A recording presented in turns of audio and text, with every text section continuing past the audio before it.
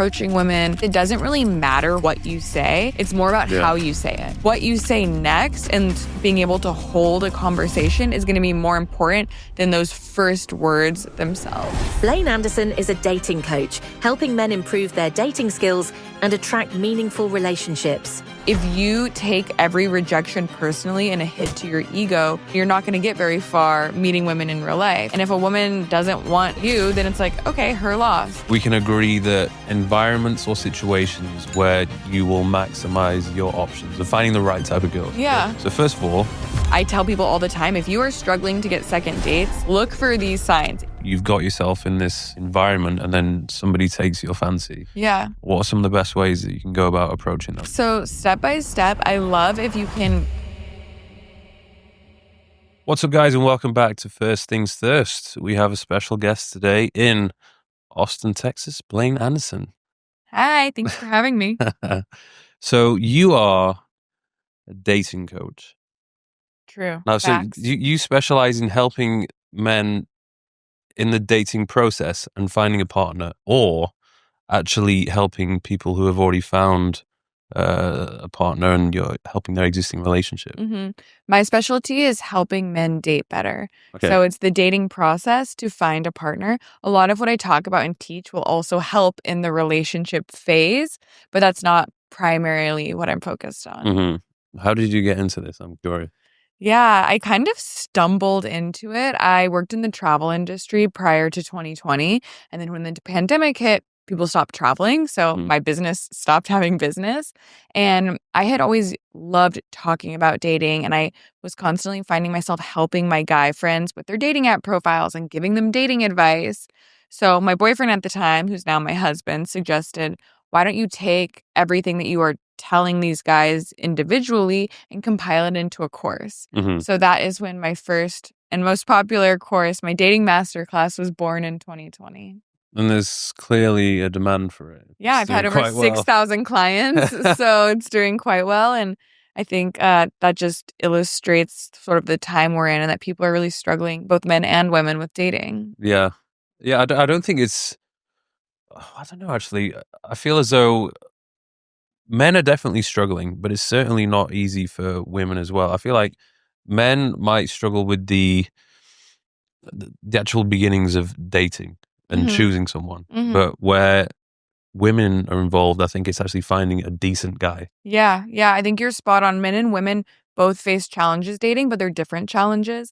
Men, their primary struggle is, how do I stand out? How do I get women to notice me, find a woman I'm excited about, and have her return the interest? Where women's struggle is, how do I decide who is going to be a good partner through the smoke and mirrors? How do I pick the right guy? So why do you think the dating scene at the moment has got to the point that it's at? I think there's a lot of contributing factors that make dating more challenging today. I think, I mentioned I started my business during the pandemic. I don't think that helped. I think people were very isolated, loneliness spiked, people's anxiety, social anxiety increased. We became even more accustomed than we already were to relying on technology to communicate and to get things done. And that has really carried over since then. And I find that people who rely on technology is great, but a lot of my clients rely on it in their day-to-day lives a lot, and work maybe in a technology field, and those skills and that interaction doesn't translate to dating well. So I think that's part of it, just technology, pandemic, and then a lot has changed really rapidly. We've evolved from, if you look at human history as a whole, like how long humans have been around, we have been even using the written word for a blip of how long we've been communicating, and things have progressed very quickly. Now you're expected to communicate in 150 characters on this little black box. Like, that's tricky. Yeah. And people are judging each other for how they communicate there, and you're supposed to represent yourself and find a partner that way. That's really hard, and it's not intuitive. Have you had any previous experience with dating apps? Me? Yeah. Yeah, I used dating apps briefly. There was a point in my life where I lived abroad. I was living in a new country every month for 2 years. And so I didn't have community in those places. And so I would date online and just meet people through dating apps then. Yeah. I haven't really used it a huge amount, but like you said, if I have been traveling Yeah. and I've wanted to, meet people, Yeah. when I've been in this a new environment where I don't know anyone, Mhm. I think it can be great. But whenever I've been living in a place for a longer period of time, I don't really feel as though I need to use them. Yeah. Do you feel like there's any in particular which stand out? Like which ones would Yeah. be better to download? Because from what I've experienced in different regions, different apps tend to be like the thing. Yeah, spot on. So it really depends on where you are. Different cities, different countries, certain apps are more popular, and you really want to use the app that the most people are using because it's a numbers game. And that's how I feel about apps generally, is how you described using them is the best method. It's good to know how to use a dating app, to have a good profile, to fire it up as a way to meet more people. But if you are relying on online dating as the means to your dating life, you're probably not going to have a really great dating life. Yeah. You need to get comfortable approaching women, meeting people in person, building social circles and community. You're just going to have better options that way. Have you heard, I think over the past few years, the valuation of Bumble has gone down quite drastically. Yeah. Why do you think that is? I think it's illustrative of the fact that people are sick of dating apps. Yeah. People are spending a lot of time on them, but they aren't necessarily satisfied with them, but they're using them because they don't see another means of meeting people. A lot of people are really busy, so they don't necessarily know how else to meet people. But yeah, people aren't satisfied with them, and they haven't mixed it up in a really long time. Like, dating apps have really remained the same. They might come out with new features or different things to use, but the fundamental swiping, chatting, maybe going on a date is really tiresome. Yeah. I think it's like on Hinge, I believe this stat is like you swipe on approximately 50 people before ending up with one date. Like, that's a lot of swiping. Yeah. I had, this is always the problem with dating online, the whole catfish thing. Oh, yeah. So I had an interesting situation. Oh, let's hear it. Once upon a time. I think it was in Tokyo. I was in Okay. Japan, and obviously I wanted to, see if anybody was around. Because the problem is when you go to a place like Tokyo, nobody speaks English. Yeah. So really, in Tokyo? No. Well, there are some people, but most of the people who are in Tokyo, the Japanese people, they don't speak English. Okay. So that's a bit of a problem if you're wanting to use the old school method of going out to talk to people, because nobody understands what you're saying. Yeah. And I've been in a situation before where I've tried to go on a date with somebody who doesn't speak English. You spend the whole time just I've using also the been there. It's exhausting. It's exhausting.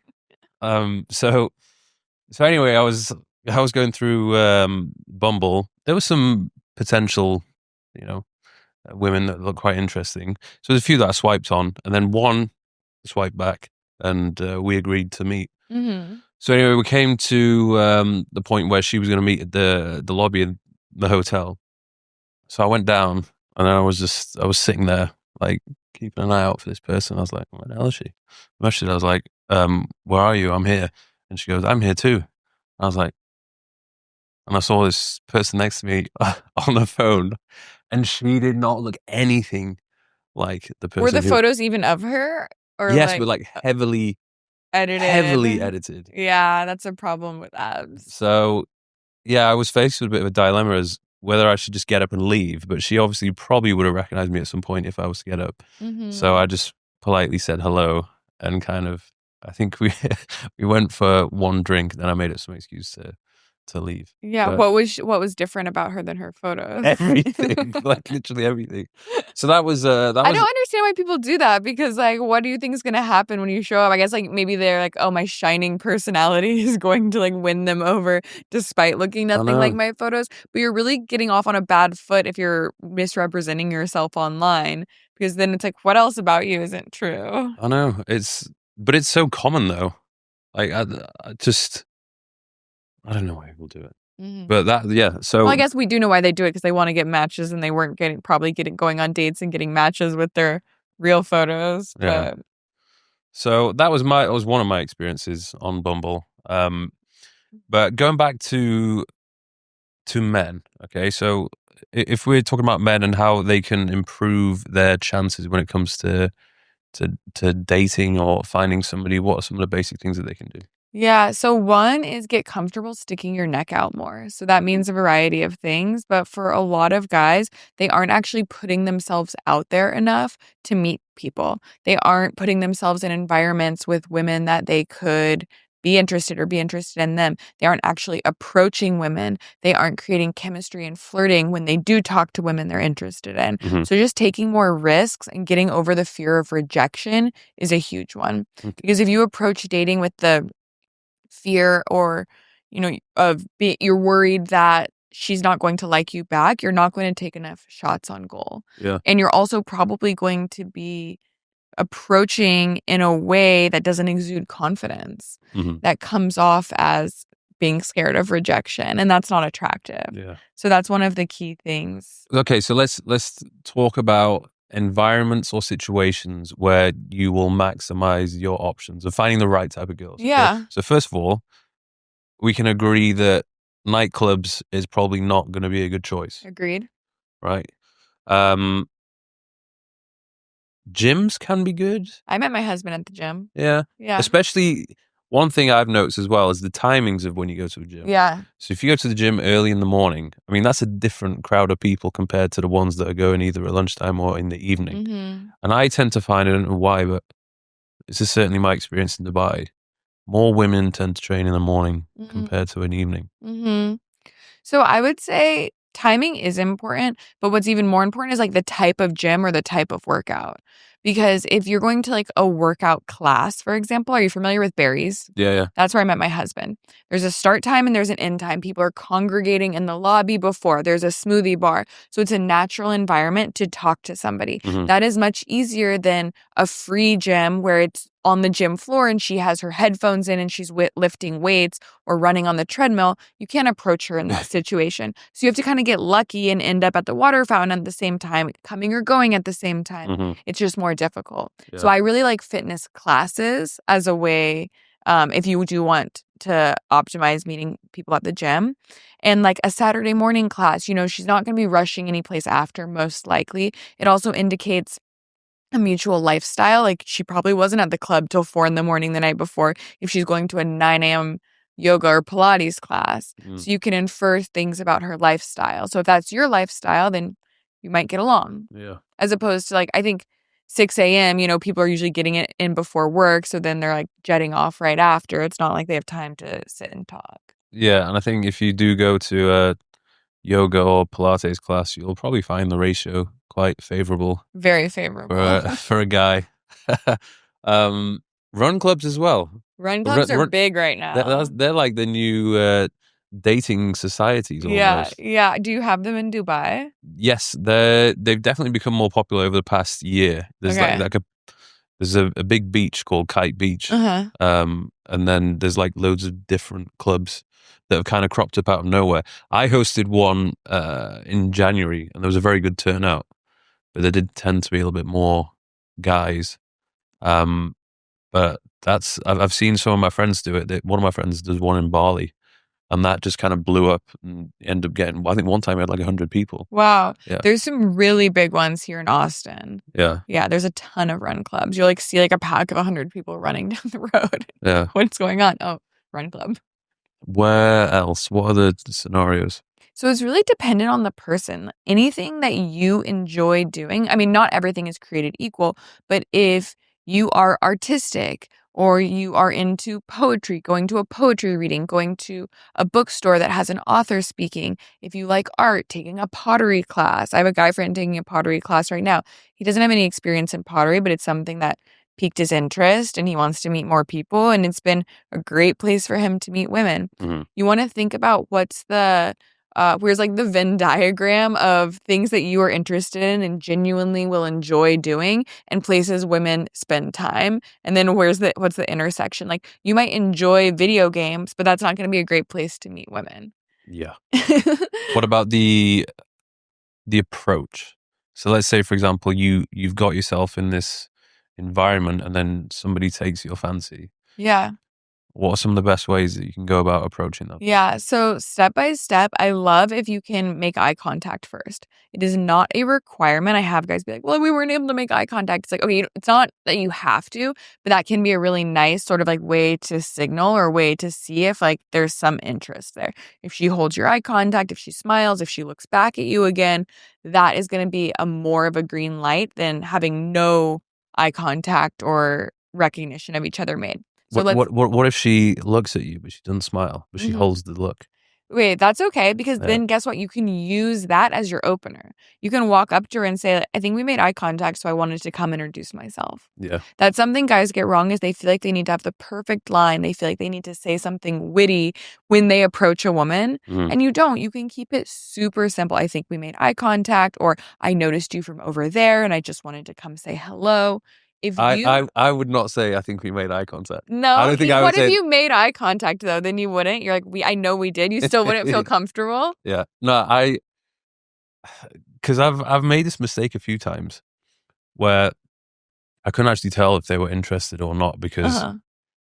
they didn't smile, but they were staring. And I think if they do it a second time, then they're for sure that's an indication where Yeah. okay, you can come over and talk. Yeah. Yeah. But you wouldn't say, I think we made eye contact. No. I just don't think it really, I guess that my point is it doesn't really matter what you say. It's more about Yeah. how you say it. So if you walk over with confidence and you look her in the eye and you have a genuine warm smile and you say, hey, I think we made eye contact, so I wanted to come introduce myself. Or you say like, you caught my eye, so I wanted to come introduce myself. Either way, assume if she's either going to be interested or she's not. Mhm. She might have been looking at you because you had a big piece of spinach in your teeth, in which case it's like, maybe she isn't and she's a boyfriend, so she's going to say like, oh, thanks, but bye. Or she's going to think you're cute and think your confidence was attractive and engage in conversation. Mhm. What you say next and being able to hold a conversation is going to be more important than those first words themselves. Mm. I don't think you need to be using any chat-up lines or cheesy ones. I think back in the day, you remember there's a book that came out that was very popular called The Game. Oh, yeah, of course. Yeah. So I think that was a thing for a period of time. And then I think all the women had either heard the chat-up lines or just didn't really work anymore. Mm-hmm. So I agree. I think if you just have a basic conversation, Yeah. all you need to do is just break the ice. Exactly. Yeah, pickup lines. The reason they don't work for most guys is because you are using somebody else's line. Mhm. It's not authentic to you. So, most likely, the way you are delivering it doesn't come off as confident or authentic, or like you said, she has heard it before. Mhm. And that's why I think pickup artists, they had like The Game and some of those other people who uh said like, oh, if you follow these tips or tricks, you'll be able to get women to notice you or to sleep with you or to give you her number. But that's exactly what it is. It's tricks. It's a manipulation, isn't it? Exactly. It might work initially, but it is unlikely to help you build or sustain a lasting connection because you're not being your authentic self. Mm-hmm. So, okay, you've broken the ice. There is some sort of a conversation that has started. Mm-hmm.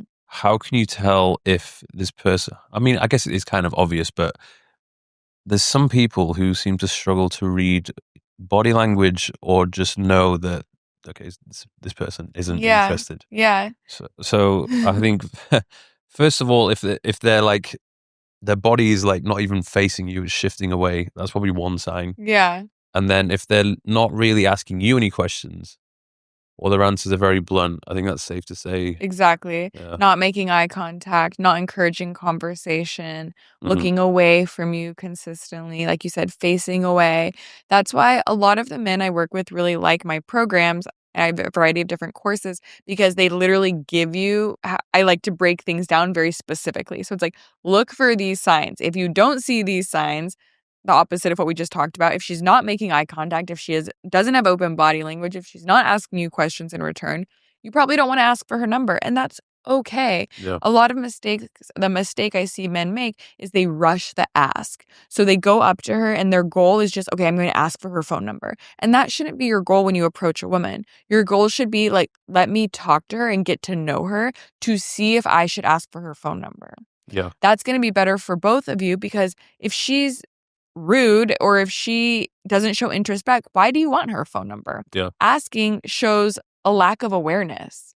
Whereas if you approach with the mindset of, can I create a connection and see if we have things in common, you're going to have better conversation. And then if there is some connection, you're going to have more of a shot of getting her phone number than if you just rush it. Like guys who walk up and like, you might use the opener and then they immediately skip to the ask for the number. Why you? Why is she going to give you her phone number? Maybe if you were really handsome and she was already attracted to you, but most likely she's going to want to see that you guys can have some banter back and forth, that you have something in common, that you are able to carry conversation if she's going to commit to going on a date with you. Yeah. So it's important not to skip that intermediary step of building that connection before asking. And what if she doesn't want to give you her number, but she'll give you a social media handle? Is that like a polite rejection or? Not necessarily. It might be that she's just more comfortable with that. So, and it actually is a yes. Or it might be she's undecided and wants to do a little more recon before committing to a date. Yeah, let me do a background check on you Yeah, first. exactly. See who you are, see what your pictures are like. So that's why even when guys are like, hey, I'm not into social media, or even I'm not online dating, it's still important to have some good photos, because if you are going to, exchange Instagrams, you don't need to be an influencer. In fact, like you definitely don't want to look like you're trying to be an influencer and not succeeding, but having just like a couple good photos, some photos that showcase your lifestyle can be really beneficial for that. Well, I think there's a lot of women now are more attracted to guys who are a little bit more private with their social media. Because like you said, you can kind of tell when someone's trying a little bit too hard. And even I've found, obviously, my businesses and my work relies on social media. So same. It's not like I'm doing it just to get attention. Like I need to actually do it. But there's been cases before where, I've met someone, I've been speaking to them. This is like in real life. And they've asked me for my social media, and I'm like, no, let me just give you my number instead, because I don't want them to see my social media. I don't want that to You need like a backup account that's like has like 500 followers. You look like a totally normal guy, no social media following. It's private.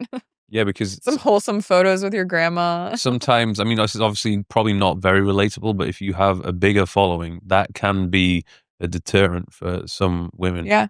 Like they'll just be, oh no, screw this guy. Like he's going to get too much attention. Like it's not worth the headache. So I think a lot of guys don't need to stress out about having a massive following, because it can actually work against you. But as you said, looking as though you've got a semi-interesting life, like you're doing things, you're not trying too hard, but there's like subtle hints of you traveling, having an abundance of resources. Yeah. And then again, which is quite interesting, is a lot of it really is down to timing. So if you are going to approach somebody and maybe not that you don't get maybe you get rejected or you don't get a number, it might be the case at that point in time they are in a relationship and they're not available. I think a lot of guys get really offended. Huge mistake. And it's like, don't be offended. Huge mistake. It's probably the case that it's very rare that most women are fully single. Yeah. Like they're probably talking to... It likely has nothing to do with you. Yeah. Like you're kind of giving yourself too much credit, thinking like, oh, she doesn't like me. Sure, maybe you're not her type. Maybe she doesn't like men at all. Yeah. Maybe she's dating somebody else. Maybe she's having a bad day. Maybe she's just a bitch. Like if you take every rejection personally and a hit to your ego, you're not going to keep approaching women, and you're not going to get very far meeting women in real life. You need to have self-worth and confidence in yourself. And if a woman doesn't want you, then it's like, okay, her loss. Yeah. And if your attitude is her loss, like I'm cool with who I am, I know what I bring to the table, you're not going to get in your feelings every time a woman doesn't want to give you her phone number. Because most of the time, you aren't going to get a phone number. You aren't going to get a date. Yeah. So I like to say dating is a numbers game to a point. You also need to be doing the right things. If you're doing the wrong thing and you're approaching in a weird way, or you're not coming off confident, or you're rushing the ask, you could approach 1,000 women and get 0 phone numbers. But if you're doing things the right way and you're following the right steps, if you approach 100 women, you're going to get some traction. You're going to get phone numbers. Yeah. And I think it's probably safe to say leave the majority of the talking for the actual first date. Please don't become a pen pal. Yeah. So getting the first date or some sort of a meeting set up. And a date. It should be a date. first date. You should set the tone that this is a date. Mm-hmm. I'd like to take you out. Not, oh, can we meet up as friends? Unless that's what you want. But assuming you are interested in her romantically, being confident in calling it a date and treating it as such is going to get you a lot further. Yeah. You know what I do sometimes? I say I'm going to do something. Mm-hmm. And then I like, oh, do you want to join? Because that way, even if they say no, it doesn't look like I'm going to, be upset or let down because I'm still going to do that thing I was going to do anyway. And it's probably something you wanted to do. Yeah. So it gives her an idea of your lifestyle, of the type of things you're interested in, and she can join. Mm-hmm. And if not, no sweat. Okay. Yeah. And I would imagine quite a lot of guys make the mistake of trying to overly impress on the first date or do something too fancy. Mm-hmm. Yeah, I'm a big fan of the casual first date because why, as the man, do you want to invest all of this time and energy into somebody you don't know? Mm-hmm. That can often indicate that you don't have a lot of options or that you don't value yourself or your time. Yeah. Whereas I'm not saying like it has to be something so casual as like just a walk, although like a walk can be okay in my opinion, although some people have very strong feelings about that. Really? People are very anti-walk. You haven't heard that? No. There's girls on Instagram being like, I'm not a dog. I don't want to go on a walk. Oh, well, that's an automatic red flag. Yeah, that's how I feel. By a walk. Exactly. I think it's a way to rule people out. Yeah. And even as the woman, why do you want to commit to a fancy sit-down dinner with someone who you might have nothing in common with and not have stimulating conversation? As a woman, I would much rather have a quick drink, go on a walk, get a juice to see if there's a vibe, especially if you've met online or you've met in a social setting in real life where it's very quick, where you don't know this person. Mm. I don't want to commit to anything long term. I don't want to go sit down at a sporting event that's going to take 3 hours, even if you have front row seats. Like, no, thank you. Yeah, that's so true. If you haven't met before and it's purely online, you need to do something which is just going to be a little test. Yeah, like day zero. Day zero. Yeah. It's just a vibe check. And then the first date is actually the second time you're meeting. And sure, go to dinner, do something a bit more involved. Yeah. So let's assume that the first meeting has taken place, the first physical meeting, that's gone well. And then we go to the official first date. Mm-hmm. What are some things that men should not be doing? Mm-hmm. Some mistakes which they make? So you should not be treating it like a business meeting. I think a lot of, at least my clients, fall into the category of they want to be respectful and they don't actually put themselves out there enough and flirt enough or create romantic chemistry. So they're just they might be very polite, they have good conversation, but they aren't, leaning in and holding eye contact. They aren't creating any physical touch. They aren't going for a hug or going for a kiss, when that's what makes meeting somebody a date versus just a platonic meeting or meetup. I've fallen into that trap before. Yeah. Because I've been so afraid of coming across too forward, like a sleaze bag or whatever.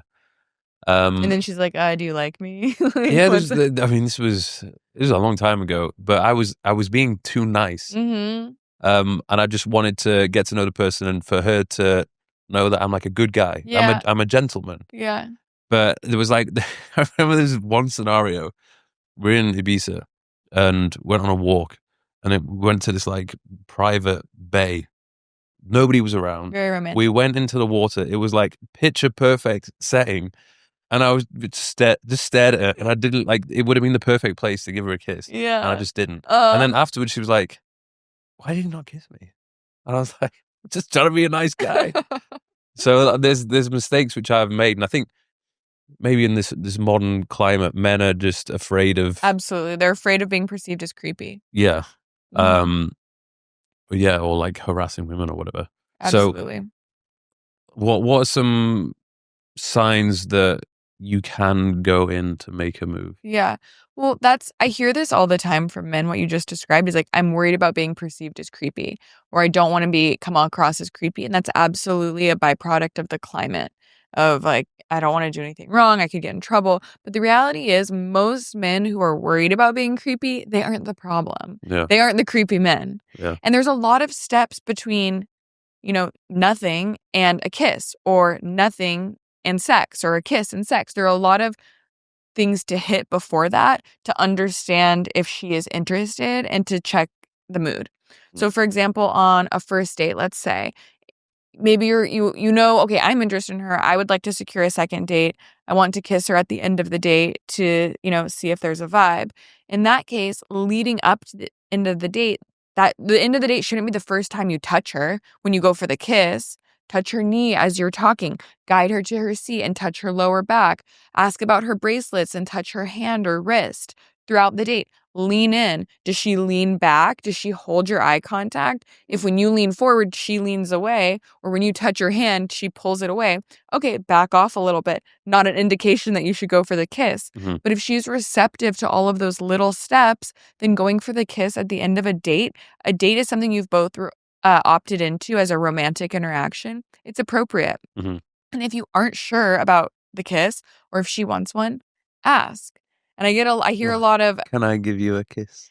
I actually think you can ask in a statement, and it's a lot sexier. So saying something like, you're standing close to one another, you're outside the restaurant, you're looking at, maybe you look at her lips, you look back in her eyes, and it's like, I really want to kiss you right now. Okay, yeah. And then she's either going to kiss you, or she's going to say like, do it, or she's going to be like, oh, I don't kiss on the first date. And you can say, something to look forward to next time. There's a way to play it off, right? It's not like, can I give you a kiss? Like, don't do that. Is there ever a time where a woman would make physical touch and it not mean something good? Yeah, I mean, maybe she's just really flirty. Maybe she's really comfortable with physicality, but then she still decides she's not romantically interested in you. It's not a guarantee, but it is a good indication that she's at least exploring interest. Yeah. She might be exploring it and then decide she's not interested. She can change her mind, just like you can change your mind. Maybe you end up saying something that turns her off, or she realizes it's not a good fit for whatever reason. But you're not going to get, a drink thrown in your face or slapped if you have checked those initial boxes before going for the kiss or asking for the kiss. And then after, let's say it's the first date, if you've kissed, that's probably a good sign that it's gone well. And you probably don't really need to put much effort in or think much about how to proceed after that, because it's going to come naturally. But I'm like, I don't know. I don't think it comes naturally to everybody. Yeah. You do need to think about it, I think, and like have a good follow-up. Because if you have a kiss after the date, she might be initially interested. But if you totally fumble the follow-up and you text her something lame, or you don't follow up in a timely manner. That was the best night of my life. Yeah. Or text her something weird. You're probably still not going to get the second date. Like what? I mean, like, that was the best night of my life. Or just like, it was fun meeting you, and then nothing else. Or you don't text her for a few days. I've seen that advice online, like, wait 3 days. It's like, no, like, what kind of game is that? Like, we're in a fast-paced world. She's dating other people. Like, if she doesn't hear from you for a few days, that's, kind of a turnoff. I'm not saying you need to confess your love the next day or even plan the second date, but a follow-up text like, hey, it was really great meeting you, or like, I had fun XYZ, calling back something specific from the date. I'd love to see you again, can go a long way. Would you suggest to send that message after the date or the next day? It's not, you're not going to like shoot yourself in the foot one versus the other. But I would say if you have a date at night, then the next day can be fine. If you have an afternoon or a daytime date, then that evening is fine. But it's going to be, let her mind wander a little bit. Yeah, you don't need to like immediately follow up. And definitely don't be over texting. You don't need to send a text message that night. Send one the next day. Wish her a good morning. Wish her a good night. Yeah. You're much more likely to text yourself out of a date than text yourself into a date. So I am a proponent of less is more early in a relationship, and save texting for the logistics of planning the next date, not trying to get to know one another. We'll get back to the podcast in a second, but first of all, I want to say a massive shout out to Bionic. I have been using their supplements for the past 4 years. I never knew what supplements I needed to take. I'd always go into the pharmacy and buy a load of random bottles and end up popping pills all day, every day, not having a clue if I was consuming the vitamins which I should be consuming at all. But Bionic came to save the day. They are a tailor-made supplement company that will put together your own specific formula based on your activity, your gender. I have Bionic Pro, where I get the blood test done every 3 to 4 months, and based on that blood test, I get my own personalized formula. For those people who don't want to do a blood test or don't have access to that, then you can go with Bionic Go, where you just have to fill in a short questionnaire, and based on that questionnaire, you will get your tailored supplements with a surprisingly high degree of accuracy. So stop the guesswork, sign up to Bionic, and ensure that you remove those deficiencies and build up your immune system. Yeah, and luckily for me, and if you are a guy who is very busy as it is, then you probably won't even have the time, and that will usually work in your favor. Yeah, you naturally have boundaries. Yeah. Boundaries are really important with dating. And it's ideal if your boundaries are set because you have other things going on, rather than, having false boundaries like, okay, now I need to wait 12 hours so she thinks I'm busy and she doesn't think that I want to text her all the time. If you're just actually busy doing cool shit, living your life, then you're also going to have more things to talk about on the date, talk about the things you did since the last time you saw her.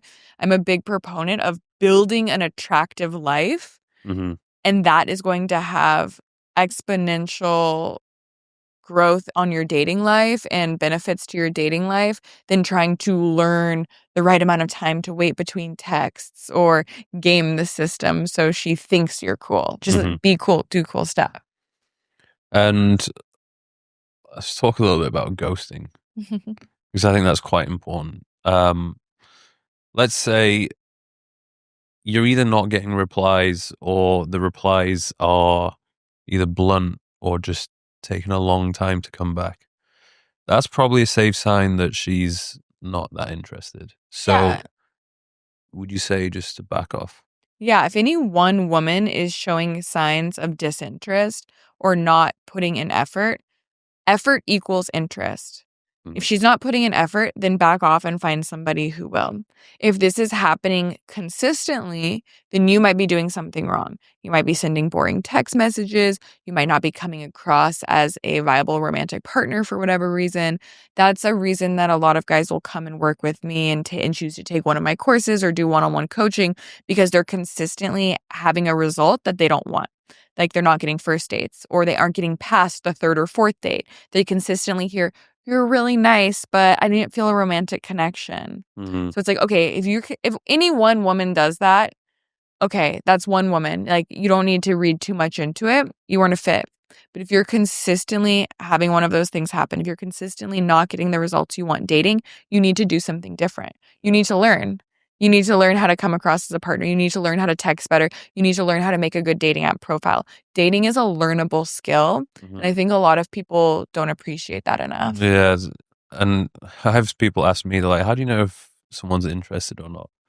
It's like, look, you'll know. Yeah, like, you have to ask. Yeah, if it's not obvious, then I don't know, maybe just let that one slide. I mean, I do think some guys are oblivious to it. Like, I've definitely had clients where they're like, I don't know if she's interested in me. And I'm like looking at the text messages or like, and I'm like, dude, yeah, she is. Just like ask her out again. Yeah. Or that's the thing. They're like, I don't know. We kissed after the first date, but she didn't, give me any compliments. She didn't text me like that quick after. I'm like, just ask her out again and you'll get your answer. Yeah. And if she pushes it off or is like breadcrumbing you, then move on. Either she wants to go out with you again or she doesn't. And if she doesn't, your best bet is to move on.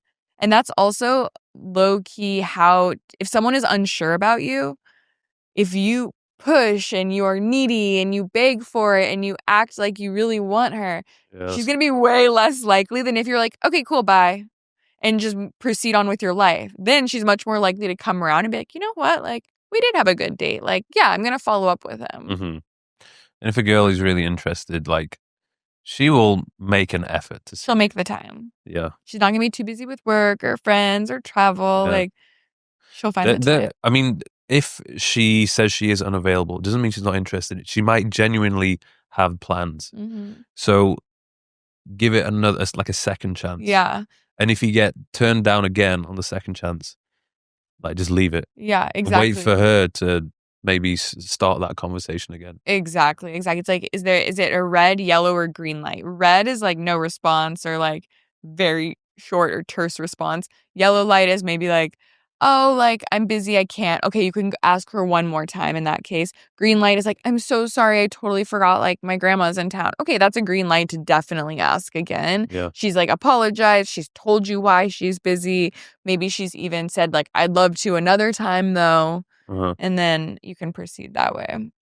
What are some sort of universal characteristics in men that women find attractive?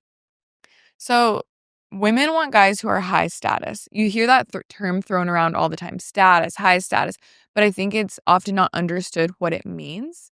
And or guys assume it means financial status, wealth, money. And while that is a component of what might make a man have high status, it is far from the only thing and oftentimes too heavily weighted. So when I think about status, it really goes, you can attribute it to evolutionary biology. Thinking about, and throughout history, what makes somebody have a high status is, do they have have qualities that other people find attractive? So are they able to provide? That doesn't necessarily just mean financially. Are they able to be charismatic? Are they funny? Do they make people laugh? Do they it could be any number of things. Are they good at a sport that make other people want to be around them or think that they are attractive? That is going to elevate their status and make women interested in them. So it is far from just financial. You could be broke, but a comedian, and you're probably going to get women. Yeah.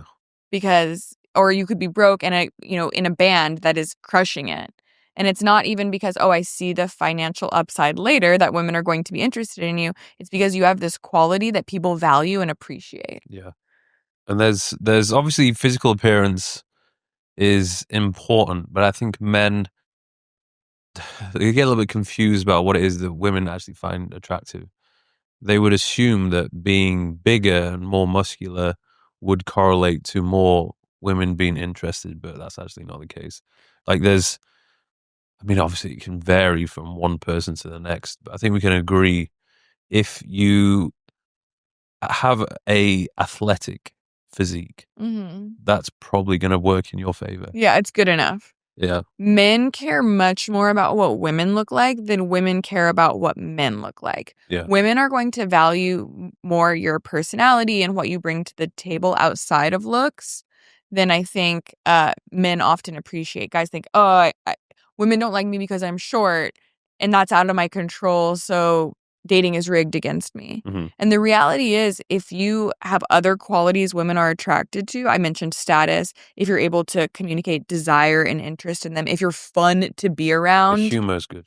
Yeah, women are going to still be interested in you. And sure, you can't look like a slob if you are, obese or like incredibly overweight where it's affecting your day-to-day life. Yeah, women who are super fit probably aren't going to be attracted to that. But if you carry yourself well, you are well-groomed, if you dress appropriately, that doesn't mean you have to dress like a GQ model, but you wear clothes that fit you and that look good on you. It really doesn't matter like how symmetrical your face is. It's more important how you make women feel and your status to whether or not they find you attractive. Yeah. So humor important. Don't take yourself too seriously can help. Yeah. Just being fun to be around, I think, is really underrated. I know plenty of really rich guys who are boring to be around and struggle with women. Yeah. Where you could be not financially successful, but a blast to be around, and you're probably going to do pretty well with women. Yeah. But what if it was okay? So how does somebody try to be more fun if they're naturally more of a quieter introvert? Yeah. So I would say most of my clients self-identify as introverted or shy. And you don't have to be extroverted to be successful with women. I'm not saying you need to be like Jim Carrey on a date and, making jokes and keeping a stand-up comedian, but just by doing interesting things and doing fun things and being able to talk about those things is going to go a long way. So I've had clients be like, well, how do I become more interesting on dates? It's like, just do interesting things. Take a trip. Pick up a hobby that you've been interested in. Put yourself out there to do something that you haven't done before. Challenge yourself in some way. And those are things that you're going to be able to talk about on dates and women are going to find interesting. Yeah. Humor is an important one for me. Like, I like to be myself and crack jokes and even just like jokingly play around and maybe, give them a light insult just to see if they can take a joke. Because if somebody can't take a joke, then I'm probably going to struggle to have like a fun relationship with them. Like, if they can give it back and make fun of me, that's even better, because that's like a good sign that we're going to get along.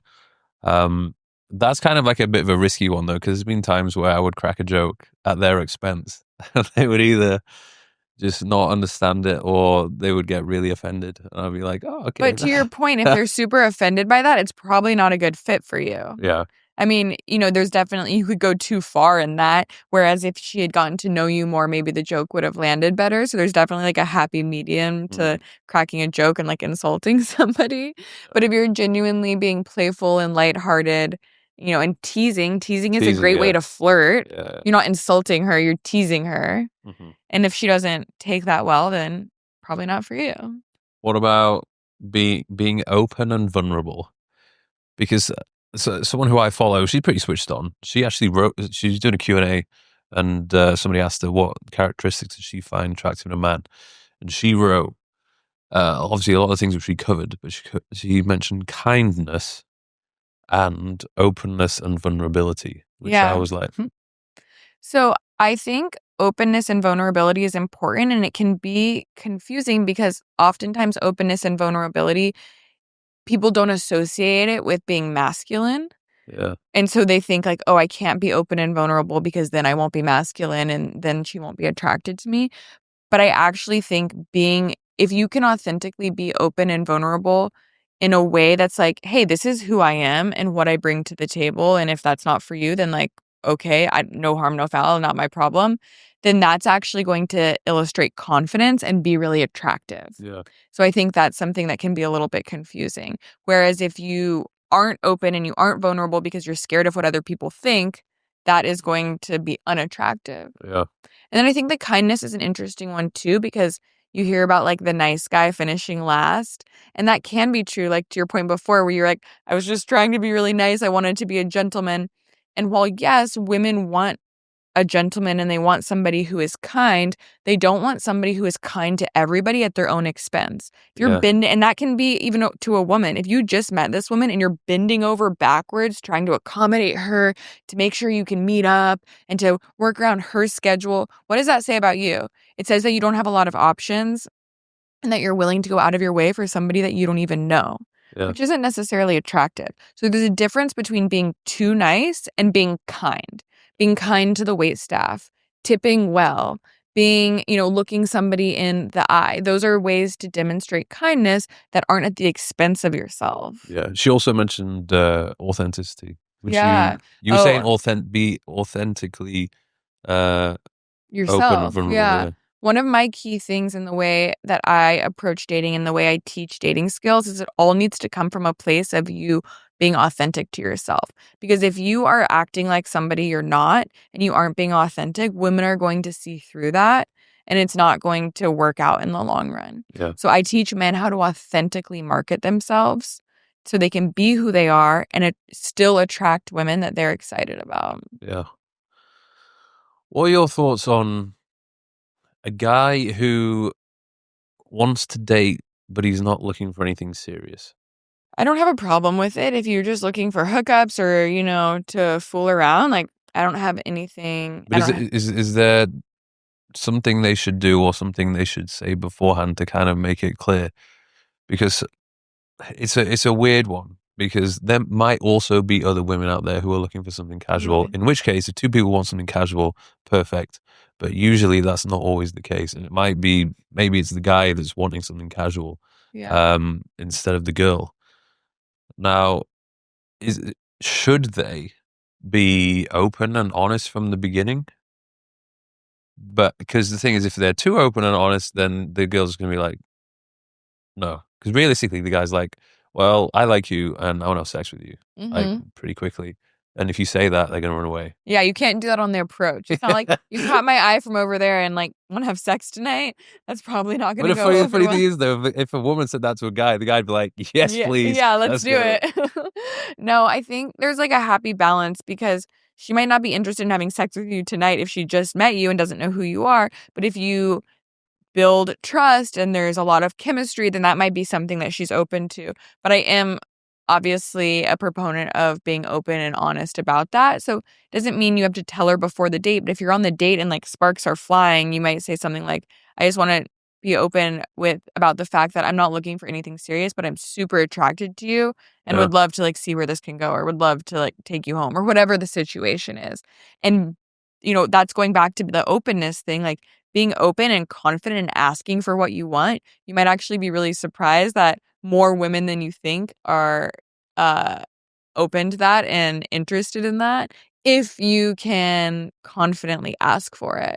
Yeah. And then you're going to have a better outcome anyway, versus like, conning someone into thinking you're looking for a long-term relationship. You sleep with her once and then, you open a whole different box of problems when you have different expectations of what's coming next. Yeah. So with the people that you work with on a one-to-one basis, curious to know what it is that they're struggling with and how you're helping them with their struggles. So I really have two clients that I see a lot of.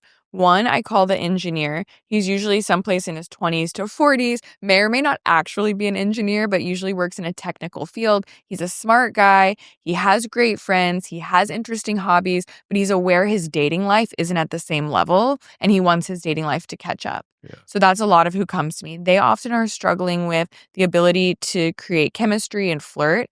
They're good one-to-one with people. They're really good at business, but they aren't creating that romantic dynamic with women.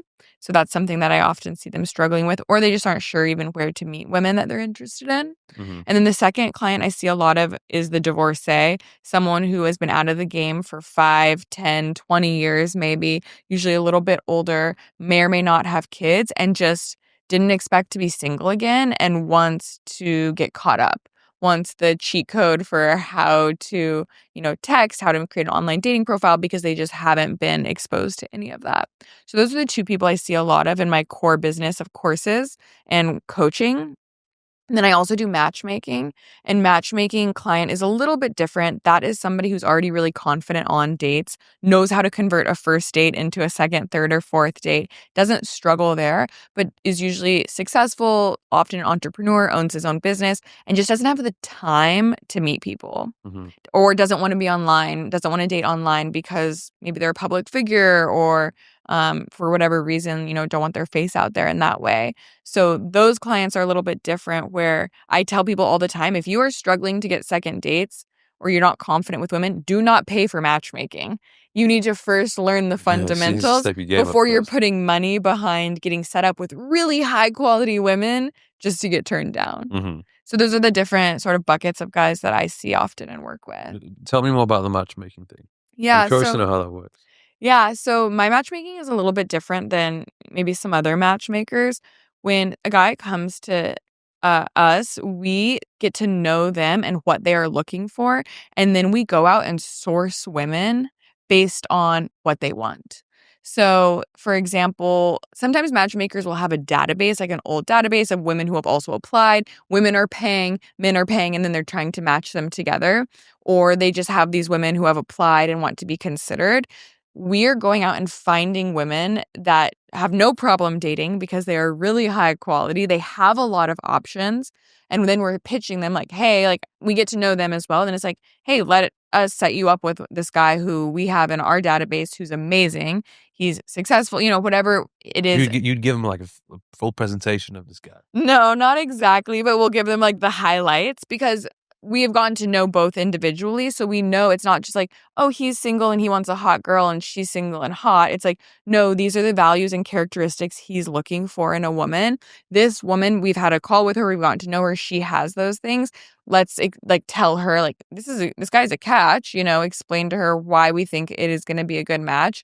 She almost always opts in because like I said before, we build that trust, and women would love a stamp of approval from another woman before going on a date. When you meet a guy on a dating app, you don't know if he's going to end up being Prince Charming or more likely than not, a total dud and not somebody you want to see again. Yeah. Women have trouble deciphering the good from the bad top of funnel. Okay. So having a woman vouch for this guy and have predetermined that you at least have things in common and what you each say you're looking for matches, then we connect them and make the match. So it's a lot higher. It's more consistently going to be a really good date. Mm-hmm. It doesn't mean you're going to get married. There's so much out of my control and out of each individual's control about whether that is possible. But it's going to at least be a good date because you have things in common. Because we know that you share these interests. You're going to have things to talk about. So you sourcing these women from an existing database, or do you sometimes? We mostly go out and find them. Would you see somebody maybe on social media? Yeah. And be like, oh, that's one way. Yeah. Mm-hmm. Like reaching out on social media, also just meeting women in person. I have matchmakers on my team.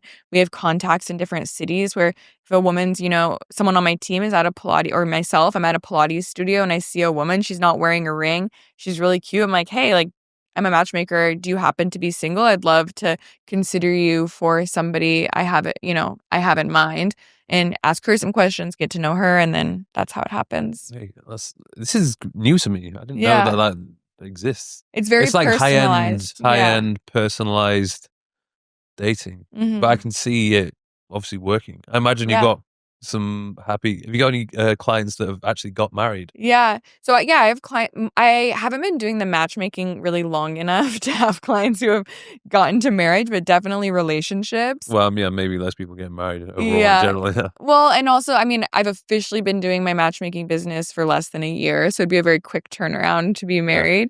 Although it's been going very well. And but for my coaching clients, I have tons of marriages. I've been doing this since 2020, so I would say I get regular emails of engagements and marriages, and that is like why I do what I do. That is the best email I can get. Or even just like, hey, I met this person I'm really excited about. It wouldn't have happened if I hadn't taken your course or if I hadn't worked with you or a coach on your team. Like, thank you so much. Yeah. That makes me so happy, and it's just proof that this is a learnable skill. There are little tweaks that a lot of guys can make that will dramatically improve your dating life. It's quite interesting, which I've seen on social media, especially in comment sections. There's some guys, usually, I don't know, quite upset, butthurt guys who are like, oh, never take dating advice from a woman. They don't know what they want. Yeah. Don't ask a fish how to fish. Yeah. What's your thoughts on that? So first of all, those aren't my clients. If you don't think I can help you, if you're like, this bitch is like, has terrible advice, like, don't buy my products. Then you're not going to get value out of them if that is your mindset that you can't learn from a woman. I would say that that's obviously silly. And it's also approaching it from like, okay, fishing, like, are you a fish? You're like kind of trying to trick a fish into, biting the hook and then like reeling them in. That's not what I'm teaching here. We're not tricking women into liking you. It's like, no, how do you authentically market yourself to create genuine connections with women that you are excited about? The approach is, becoming the best version of yourself, and then also making sure people who you meet can see that version of you so they're interested. And then all of the tactical things that go along with it, the texting, the online dating profile, what makes a great first date, what to do on a first date that, we talked about this, but to create chemistry, how to ask for the second date, all of that tactical stuff I lay out step by step by step, because the type of guy I work with, I mentioned the engineer, he's very analytical. He wants the formula. Yeah. And so I break it down in a way that they can apply it to their own life and put their own flavor on it, but it makes sense. Yeah. And I say that all the time. Like, if you look at someone's advice, another dating coach or even mine, and you're like, that makes no sense to me, that doesn't resonate, then that person's advice probably isn't for you. There's not one size fits all. I'm not saying my advice is the only way that you can find a partner you're excited about or to find a wife. You have to find what works for you. Yeah. Do you have any clients who are in their early 20s or mid 20s? Yeah, for sure. Because I would imagine it's probably even more difficult for them. Yeah, I have clients who are in college. I have clients who are in their 20s. I would say my average client is in his early 30s just because the price point of my product. And oftentimes at that point, you've realized, like, okay, something's not working. Where in your early 20s, you might not quite realize, oh, what I'm doing isn't working. You're still in the kind of experimental phase. Yeah. But I have a variety of products. I have something for everybody. Why do you think so many guys at the moment tend to be struggling with their confidence and feeling like lonely? Mm-hmm. That's 'cause I feel like more than ever, young men in particular are struggling. Absolutely. I conducted some census style survey data a couple years ago now. I guess it was like a year and a half ago, about loneliness. And what it really showed was men are lonelier than ever, but more specifically, single men are really lonely and they're struggling. And I think that's a product of a variety of things, but we kind of touched on this earlier, but technology and social media, it gives you the impression that you're meeting a lot of people and that you're putting yourself out there and that you're having these experiences. But the reality is you're watching other people experience life and you aren't actually the one out there living it. So it's taking up your time and it might even be tricking you and giving you those quick dopamine hits that make you feel like things are happening. But really, you're not doing anything and you're not having these experiences for yourself. Mm-hmm. So that's definitely something that I think is a problem with, I mean, for everybody, but specifically young men are falling into that. Yeah, I think And it's easy access. you have to put yourself out there, particularly if you're in the mindset where you just want to focus on your career, business. You feel like everything is a distraction. You've got to get completely locked in. Like that's not going to be healthy. Like there will be certain times in your life where you do have to focus on your career and maybe your relationships and dating gets kind of put Yeah. on the back foot a little bit. But if you do that for too long, then you almost make yourself a little bit autistic when it comes to Yeah. dating. Yeah. So And that's who I see a lot of when I was talking about like who my clients are. They've maybe really focused on their careers for, the last decade. And then all of a sudden they lift their head up and it's like, oh, I'm not sure how to interact with women. I don't know how to go about dating. yeah, So I'm not saying like don't focus on your career, but I think it's important to find that balance of like, okay, at the end of the day or on the weekend, don't sit at home and play video games. Don't continue to remain behind the screen. Even little things like don't order your food on DoorDash. Go out and sit at a bar in your neighborhood and eat at the bar yeah, and get out there and interact with other human beings. Don't order your groceries. Go to Whole Foods and talk to the girl in line behind you. Not because you have to ask her out, but because having those human interactions, getting confident making eye contact, getting confident talking to strangers, paying compliments. These are all things that you can practice on anybody and are then going to be beneficial when you do see a cute girl who you want to talk to or you want to start dating again. mm-hmm. You don't want to be like, oh, I talk to one person a week outside of the people I work with. That's not, and then now I want to date. Like, oh, what do I do? That's not a good place to be starting from. yeah. Do you speak to people who are in relationships or have been for a while and they're looking for advice to maintain a healthy relationship? Yeah, I do hear from people who are in that situation or even men who are like, I want to take your course because I want to start dating my wife again or I want to Mm-hmm. respark things. It's not really who I'm speaking to when I'm giving advice, but that's not to say that it couldn't work because the reality is whether you're on your first or your 40th date, you want to be doing a lot of the same things. You want to be making the woman feel desired. You want to make her feel special and heard. You want to have interesting conversations. You want to flirt. You want to insert physicality in a sexy way. So those things are just as important down the road as they are when you're trying to land the partner. Mm-hmm. And touching briefly on your social media, I'm curious to know with the content which you're making, which reels and videos have been the ones which have like been resonating with your audience? Yeah. So a couple things. Guys seem to really like when I give explicit advice, like text her this after the first date or Yeah. like say this to make her feel special because people like to know exactly what they should do, even though that's not really how dating works. I give tactical advice and I give scripts even in my courses, but you want to make sure whatever you're saying, you're putting a twist to make it authentic to you, or like at least it feels in your voice. But guys seem to really like that. I think one of my most popular videos was how to tease a girl with tips on how to be playful and tease. Again, and that goes back to like the really like this is exactly what you say or do. Yeah. Do you feel as though if men are struggling with their dating, they should relocate or go live somewhere where there's going to be more opportunity to meet people? Yeah, so I think you can put too much emphasis on where you live. Like if you live in a major city, it's probably not the city's problem that your dating life isn't going well. It's probably you need to look inward. But that being said, some cities are going to be better than others. And it's not crazy to think that if you want to prioritize your dating life, that you might relocate someplace that has more like-minded people. For example, if you're super conservative and you want to date a really traditional conservative woman, but you're living in a city that is super liberal and everyone is like a diehard feminist, you might not meet your person there. And it's not outlandish to think, okay, I might need to relocate someplace where there's people who think like me. Because a lot of people ask me this. Everybody's always obsessed with what it's like to live in Dubai. Yeah. Loads of people ask me about that. They're like, oh, what's the dating life like in Dubai? Yeah.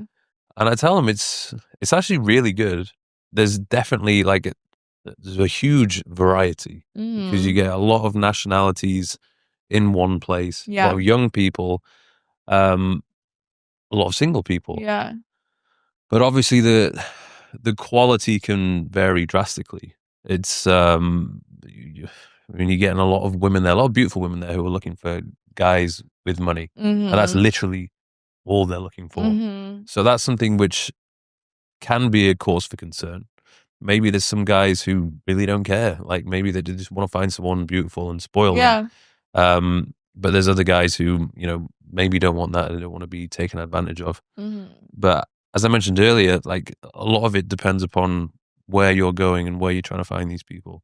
So if you're going out to nightclubs, bars, restaurants later on in the evening, you tend to find a certain type of woman, and they're like out there fishing for guys looking for money. Yeah. But if you go and do like some wholesome activities, normal activities, you'll find good girls. Yeah. I mentioned this to you before we started recording. I had a one-on-one client who lives in Dubai recently. So I have some insight into the Dubai dating scene. And he basically said the same thing. But it's it does attract like a lot of lawyers and people who are working for big companies and corporations from all over the world who are women and men who are super successful, really intelligent. So it's just a matter of then finding them because there is a lot of the other type as well. And he also mentioned there's a lot of like escorts and prostitutes. So like if you're picking up women you can't really like pick up women at a bar or a nightclub and not, you have to like suss out for that. It was, I think it's obviously quite prevalent in Dubai, but also in other cities where there's a lot of wealth. Like wherever there's money, you tend to find more of those types. But I think it's just one of those things where you learn with experience. Like I was very naive when I was younger. I didn't even know like that even existed and that was a thing. So there was a few shocks and surprises when I was younger, but I think now this woman's really into me, and she's like, that's gonna be $100.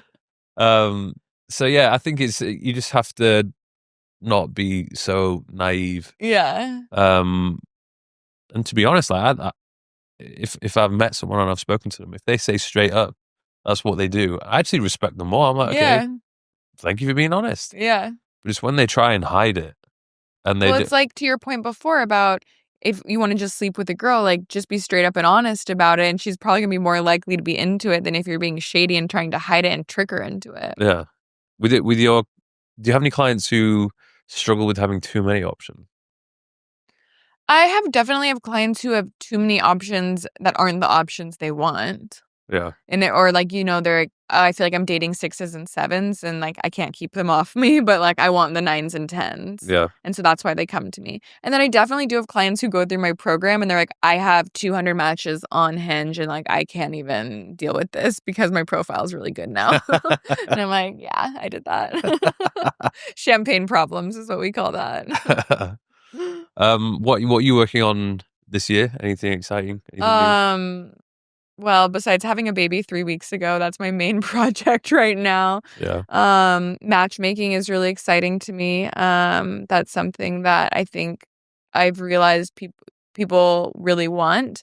They're sick of dating apps. They're sick of the constant turnover and the ghosting and the non-committals. So that's something that matchmaking can really help with. So I'm excited to just set up more people and get more couples together that are excited about each other.